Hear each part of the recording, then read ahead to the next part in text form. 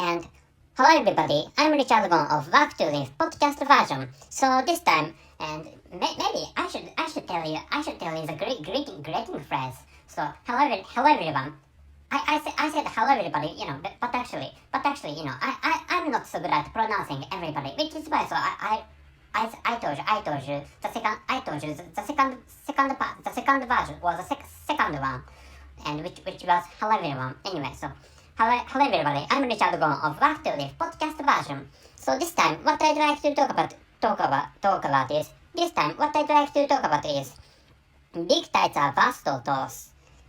Maybe you can see the title of this episode. So anyway, so I'm going to tell you again. And big tights or big boobs or big breasts are versatile toes for women actually. So and not only this time, but actually, so in maybe not only in recent episodes, but actually in other episodes, I have digressed many times in the course of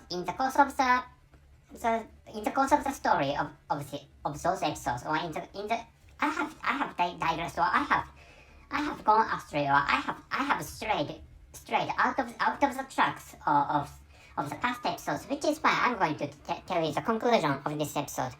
So anyway, the conclusion is, for example, excellent ladies and girls with huge boobs have the following great tools. And if you'd like to know the conclusion, or if you'd like to read the conclusion of this episode, please check out the description column of this episode.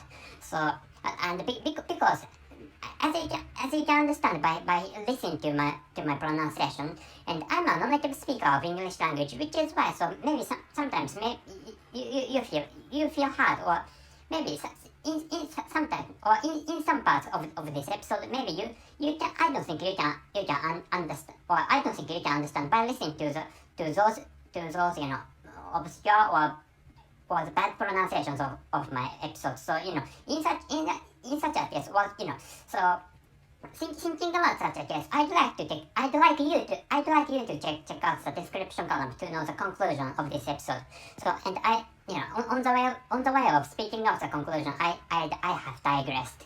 And anyway, so coming back to the conclusion of this episode, the conclusion is, for example, excellent ladies and girls with huge boobs have the following great tools, and the tools are big tights, brains with huge intelligences, and vigorous and energetic physics and bodies. I'm going to tell you again. So I'm going to tell you again anyway. So for the conclusion is, for example, excellent ladies and girls with huge boobs have the following great tools: big tights, and those tools are big tights, brains with high intelligences, and vigorous and energetic physics and bodies. So if you can't understand some words I pronounced, please check out the description column of this episode, as I have told you minutes before. So why I began to create this is because, so of course literally thinking about what I have just told you. What I have just told you is correct or true. That is because, so there are many excellent people, and among that group of excellent people, some people are women, and among those excellent women, some of them are busty, and others are not busty. Anyway, so please imagine such statistics. Anyway, so what should I tell you? Why I began to talk about this kind of busty stuff, or busty women or busty ladies and busty girls with high levels, or with high levels of intelligences, and that is so before. So the trigger of creating this episode is it. So what it is? So there's a book named it, written by Mr. Stephen King, and if you are frequent listeners, or not if you are frequent listeners, but if you are American frequent listeners, I think you can understand, but actually, I think you have known a book or film or movie named It. So the spelling of it is, of course, maybe most of you know. the spelling of it is what most of you know, and the spelling of it is int, and if you are European people, or if you are European Caucasian people, or if you are white people living in advanced European countries, I think you know the title of the book, or the title of the movie. And anyways, so the original work of it is a novel written by Mr. Stephen King, as I have told you minutes before. And so, and in this part, or from now on, I'm going to tell you some part of the whole story. So anyway, so roughly, so I'm going to tell you the story of it. So if you haven't read that book, or if you'd like to read the book later or in the future, so please stop listening to this episode, because I'm going to tell you some part of the whole story, or the entire story, and I'm going to tell you the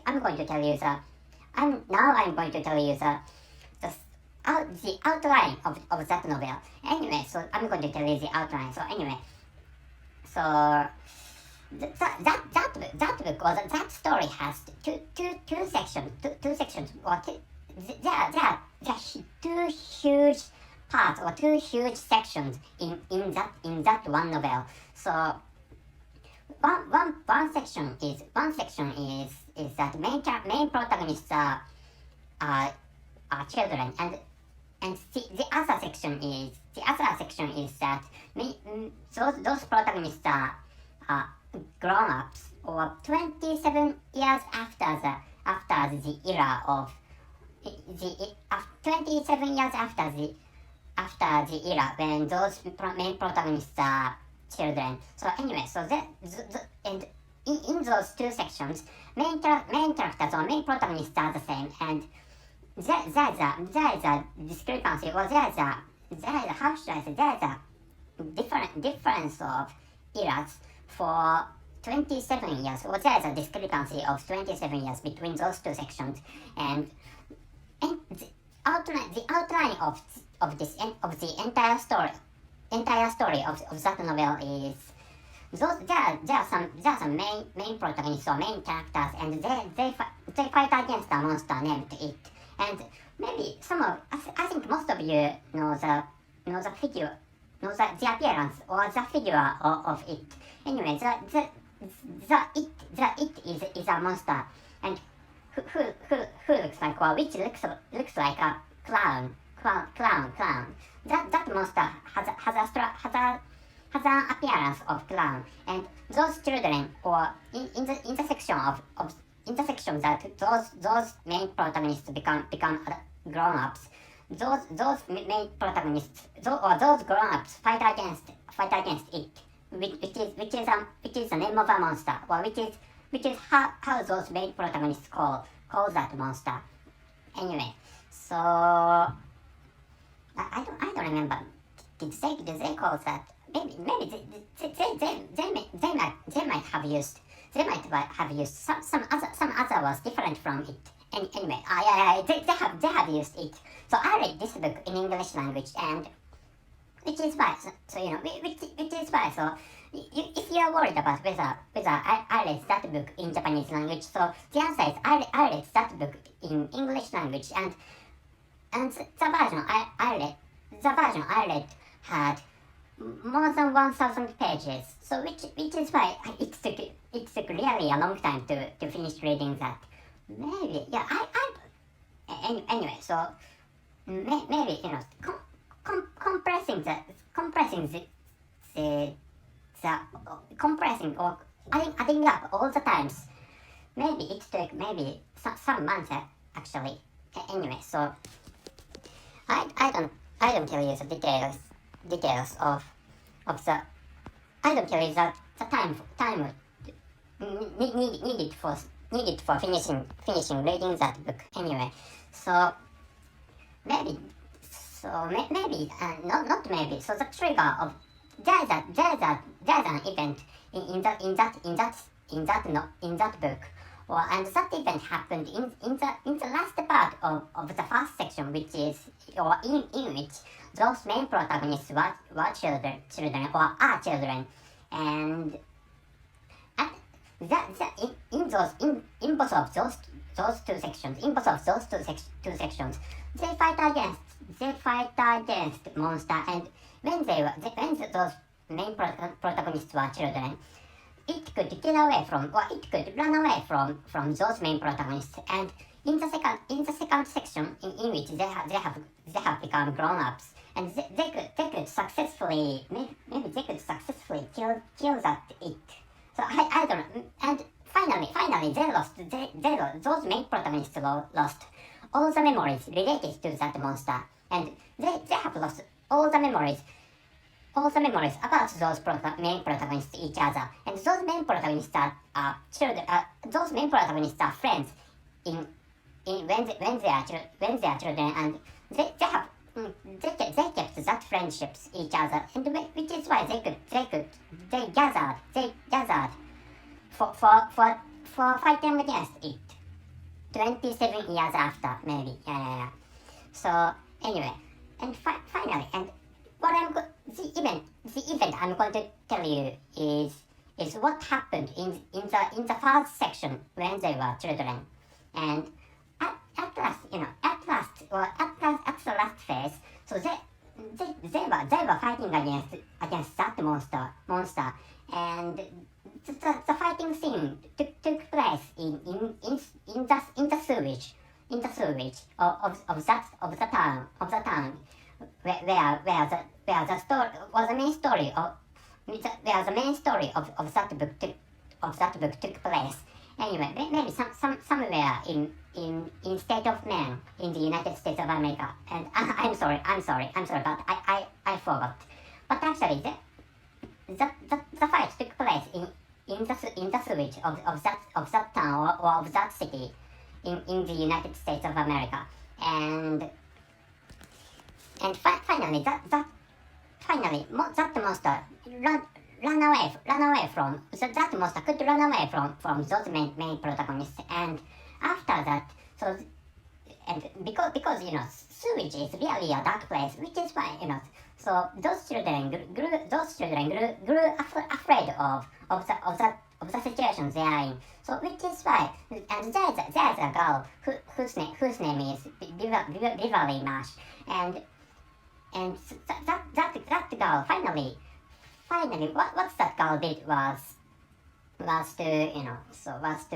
let them ejaculate, which means so every woman has a womb, so she used her vagina or womb, and she took their penises into her own womb or vagina, and they successfully they ejaculated into her vagina, and there is such a sexual scene.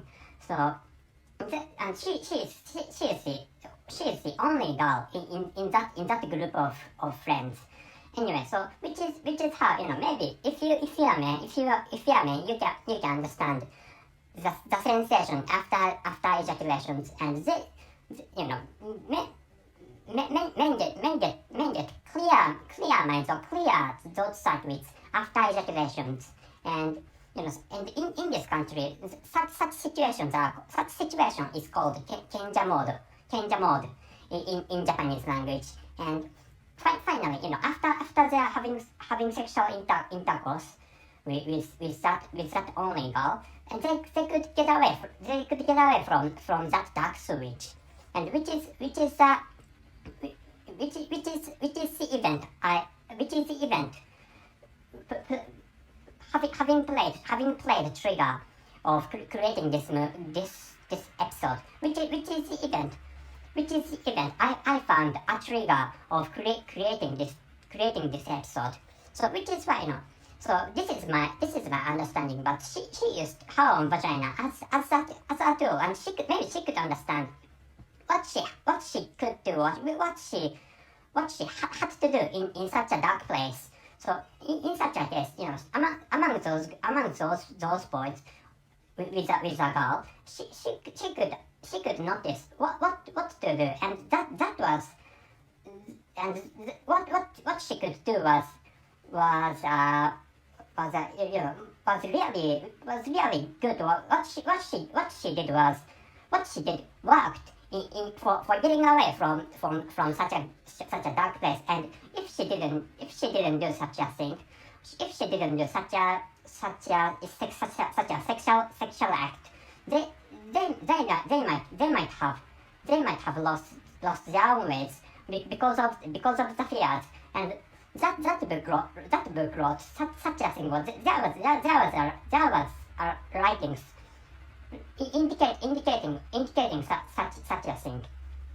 Anyway, so she could, and at least in the course there was at least there are writings describing sexual intercourse, and which took place in that dark sewage. Anyway, so they could get away from that sewage, and thinking about which in her case she could realize what she has to do, the necessary role she has to do in that dark place. So, and that role was what needed her to use her own female sexual organ. And thinking about which, so coming back to the original track of this episode, so thinking about such busty excellent ladies and girls, so of course they can use their own intelligences, but actually so they have huge breasts or huge tits in such a sense. So it's fine for them to use their own tits for for example, so grabbing or jacking the penises of men. Those busty excellent ladies and busty excellent girls can use their own breasts in such a way. And that play is called Tights Job, and they can use their own, or those busty excellent ladies and busty excellent girls can use their own boobs or tights for Tights Job, which is anyway. So which is what I was saying, or which is what I'm saying. So coming back to the original title of this episode, so this time what I was talking about is big tights are versatile tools, and the conclusion is, for example, excellent ladies and girls with huge boobs have the following great tools, and the tools are big tights and brains with huge high intelligences and vigorous and energetic physics and bodies. So anyway, so what matters? What is there anything important in this episode? If you have such a question, so there's nothing important. But actually, so why I began to talk about this episode is because in some cases and in some situations, some people may find some people would find their own roles in some situations, in whatever situations people are in. But so those, they sometimes they find their own roles, or what they can do, which is how each human society is created. So like which in the case of that novel, or in the case of that dark sewage situation, Miss Beverly Marsh found that kind of sexual role. And at last, let me introduce an actress in this country. There is an actress made or a fashion model named Aya Marsh. So which is why so her name was one of the reasons why I remembered Beverly Marsh in It, written by Mr. Stephen King, and their family names are, the spellings of their family names are the same, and they have the same family name with the same spelling. Of course, actually, Beverly Marsh is an imaginary character, but Aya Marsh is a real person and she exists in reality in this country. Anyway, so which is why, so I'm going to write the links. I'm going to write the links showing some information about those marshes, and the spelling of marsh is marsh. Anyway, so please check out the description column of this episode. So this is all. So that's it. Thank you very much for listening. See you.